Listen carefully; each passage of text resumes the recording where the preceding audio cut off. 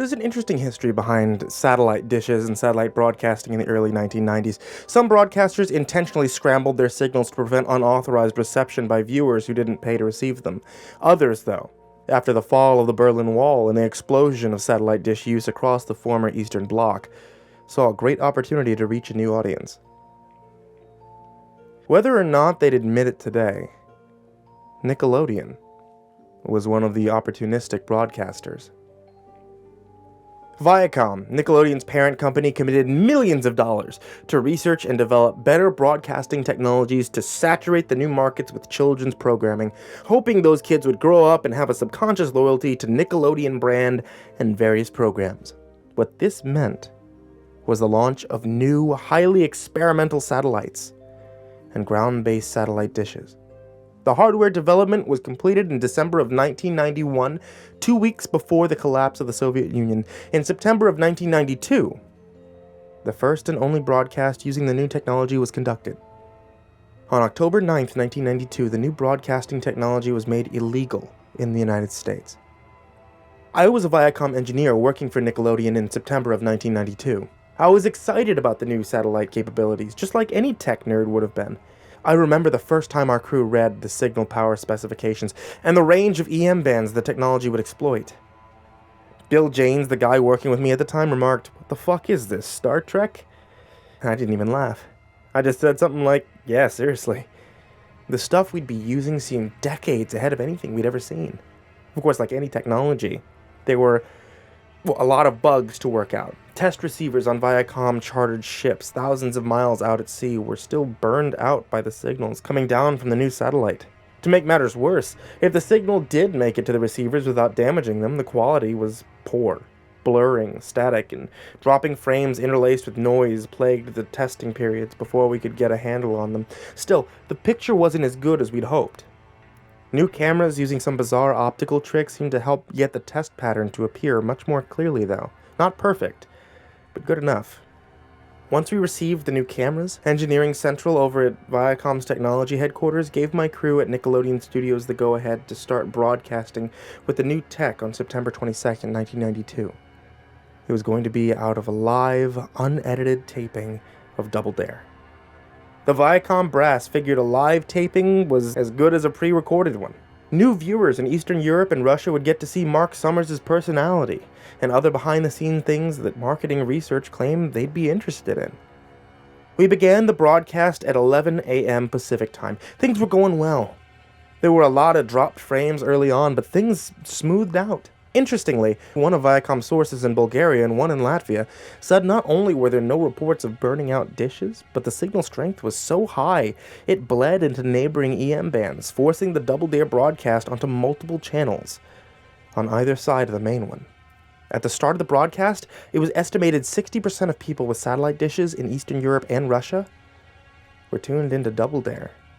The show was nearing its end and the winner was announced. And now this particular iteration of the show was Family Double Dare. So Mark Summers, the mother, the father, and their two sons were waiting for the prize to be unveiled.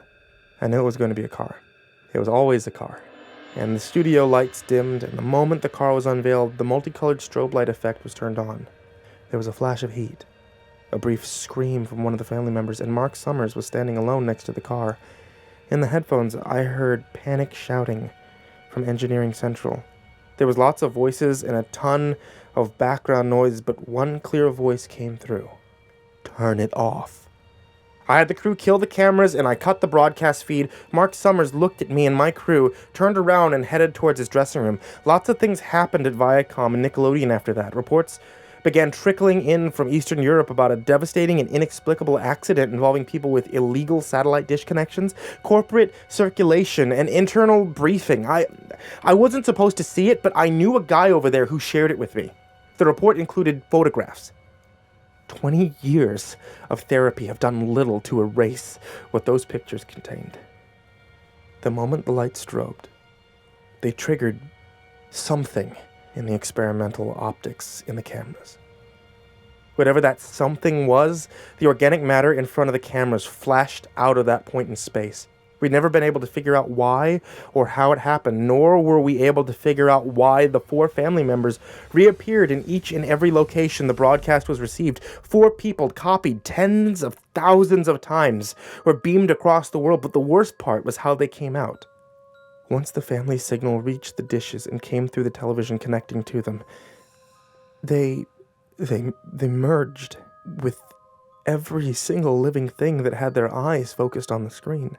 One cluster of 4 family members occupying the space of each viewer's eye. Those were the photographs I saw. And there were hundreds of them. Not just in Eastern Europe either, but friends of mine from the control rooms at Viacom, Nickelodeon.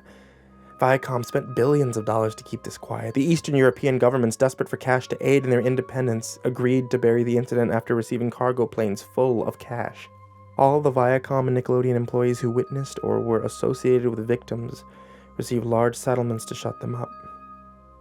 We then had to sign something promising we'd never talk. No, I signed it.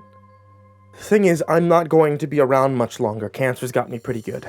So Viacom will come after me, but I've got nothing they can take away that hasn't already been claimed by what's eating me away. But I'm not telling you this because of what happened in 1992. What's done is done. There's nothing that can change it. Here's why I'm telling you this. The one thing that's been bothering me all these years.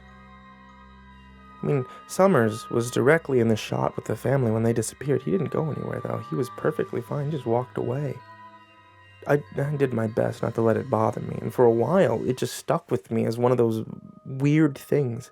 Last weekend, though, when an orderly was helping me off the elevator and out of the hospital, I saw Mark Summers walking by, and everything flooded back at once, so I stopped him. I asked, "Mark, what happened on that day in 1992? I mean, it's pretty weird you weren't affected, huh?" Mark just looked at me for a moment before a smirk appeared in the corner of his mouth.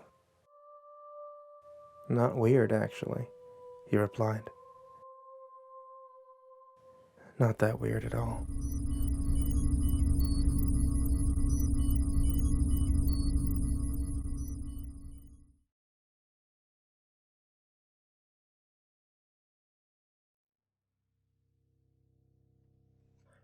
Hey there, kids, it's me, MrCreepyPasta, and I've worked with a lot of talent over the years. Many of the authors have books of their own, which I highly encourage all of you to check out to see more of their tales of the strange and horrific.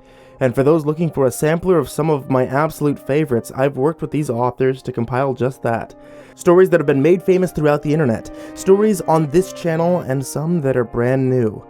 The CreepyPasta collection is a long time coming, with support from all authors involved.